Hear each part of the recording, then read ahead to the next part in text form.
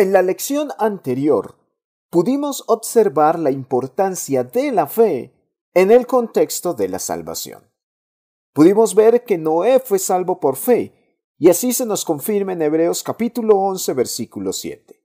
Pero nosotros también somos salvos por la fe. Y Romanos 1:17, entre muchos otros textos, también nos lo corrobora.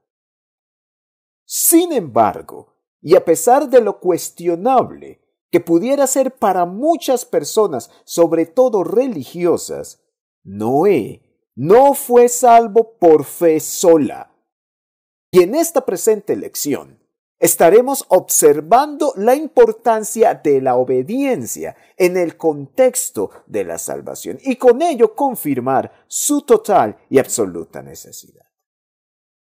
En primer lugar, observemos cómo la historia de Noé nos evidencia de forma clara y contundente la importancia de la obediencia en el contexto de su salvación. En Génesis capítulo 6 y en el versículo 22 la palabra de Dios dice: Entonces Noé hizo todo exactamente como Dios se lo había ordenado. Un poco más adelante, en Génesis 7:5, el mismo escritor nos corrobora: Así que Noé hizo todo tal como el Señor se lo había ordenado. Como lo hemos dicho antes, Dios habló con Noé para advertirle sobre aquel terrible diluvio que vendría, pero Dios también habló con Noé para darle a conocer cómo le salvaría. La salvación de Noé partió de la revelación de Dios, pero la salvación de Noé también incluyó la obediencia de aquel que a Dios escuchó. Ahora bien, para que existiera obediencia por parte de Noé, éste tuvo que escuchar primeramente la voluntad del Señor. Dios le dijo a Noé que tenía que hacer un arca para que llegara a ser salvo. Y además de esto, Dios le dijo a Noé cómo debía ser el arca donde sería salvo. En Génesis capítulo 6 y entre los versículos 14 al 16 leemos: Construye una barca de madera de ciprés y recúbrela con brea por dentro y por fuera para que no le entre agua. Luego, construye pisos y establos por todo su interior.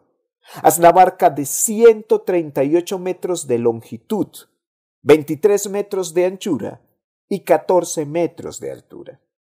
Deje una abertura de 46 centímetros por debajo del techo, alrededor de toda la barca. Pon la puerta en uno de los costados y construye 3 pisos dentro de la barca, inferior, medio y superior. Como podemos observarlo a través de estos versículos, Dios le dijo de manera muy clara y contundente a Noé cómo llevar a cabo la construcción del arca.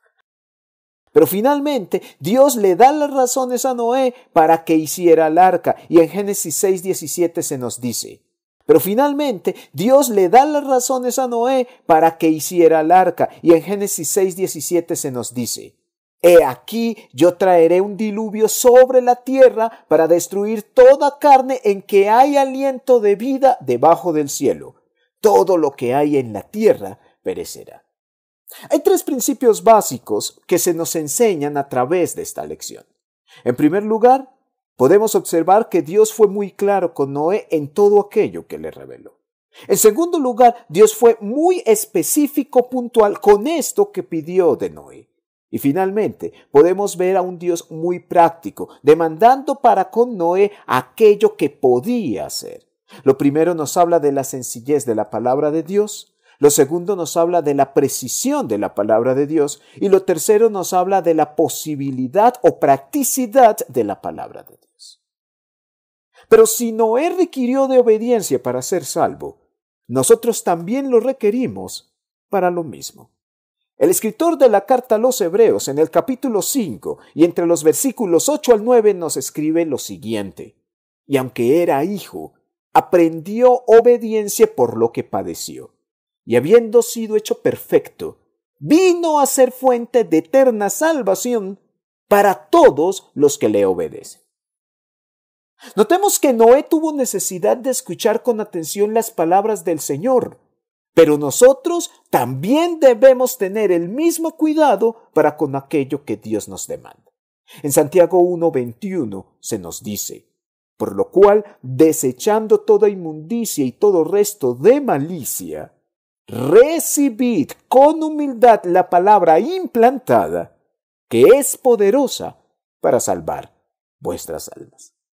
Para saber lo que tenemos que hacer para ser salvos, en primer lugar necesitamos escuchar con toda atención las palabras del Señor.